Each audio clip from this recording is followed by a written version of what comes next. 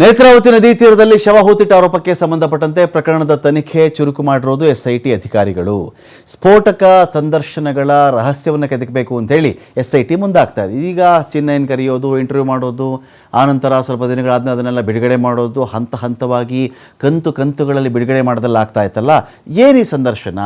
ಯಾವಾಗ ಈ ಇಂಟರ್ವ್ಯೂನ ಇವ್ರು ಮಾಡ್ಕೊಂಡಿದ್ರು, ಯಾವಾಗ ಯಾರನ್ನ ಮಾತಾಡಿಸಿದ್ರು, ಯಾರು ಕರ್ಕೊಂಡು ಬಂದಿದ್ರು, ಎಷ್ಟು ತಿಂಗಳ ಅಥವಾ ಎಷ್ಟು ವರ್ಷದ ಹಿಂದಿನದು ಇವೆಲ್ಲವೂ ಕೂಡ ಅಂತ ಹೇಳಿ ಎಸ್ಐಟಿ ಅದನ್ನು ತನಿಖೆ ಮಾಡೋಕ್ಕೆ ಮುಂದಾಗ್ತಾ ಇದೆ.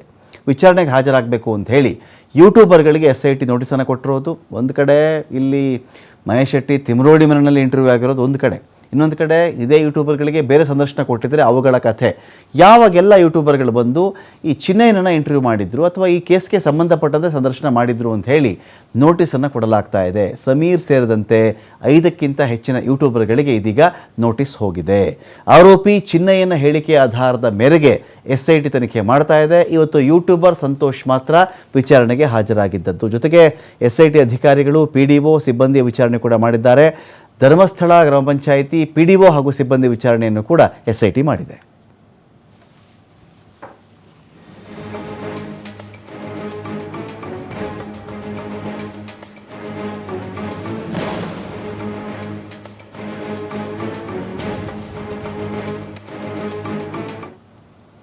ನೇತ್ರಾವತಿ ನದಿ ತೀರದ ಬುರುಡೆ ಪ್ರಕರಣದಲ್ಲಿ ಮೆಗಾ ಟ್ವಿಸ್ಟ್ ಸಿಕ್ಕಿದೆ. ಇಲ್ಲಿ ಎಸ್ಐಟಿ ಅಧಿಕಾರಿಗಳು ಜಯಂತ್ ಕುಟುಂಬಸ್ಥರ ವಿಚಾರಣೆಯನ್ನು ಮಾಡಿದ್ದಾರೆ.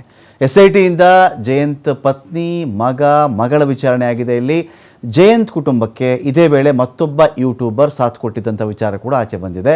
ಹಾಗಾಗಿ ಯಾರು ಯೂಟ್ಯೂಬರು, ನಿಮಗೇನು ಪ್ರಕರಣಗಳ ಬಗ್ಗೆ ಗೊತ್ತು, ಜಯಂತ್ ಈ ಕೇಸಲ್ಲಿ ಇನ್ವಾಲ್ವ್ ಆಗಿದ್ರ ಬಗ್ಗೆ ಏನಾದರೂ ಮಾಹಿತಿ ಇದೆಯಾ, ಯಾರನ್ನಾದರೂ ಭೇಟಿ ಮಾಡಿದ್ರಾ, ನಿಮ್ಮ ಮನೆಗೆ ಯಾರಾದರೂ ಬಂದಿದ್ರಾ, ಯಾರ ಸಂಪರ್ಕದಲ್ಲಾದರೂ ನೀವಿದ್ರಾ, ನಿಮಗೆ ಹಣ ಸಹಾಯ ಯಾರಾದರೂ ಮಾಡಿರಬಹುದು, ಈ ರೀತಿ ತನಿಖೆ ಅಂದಾಗ ಇಂಥ ಎಷ್ಟೋ ಪ್ರಶ್ನೆಗಳು ಬರ್ತವೆ.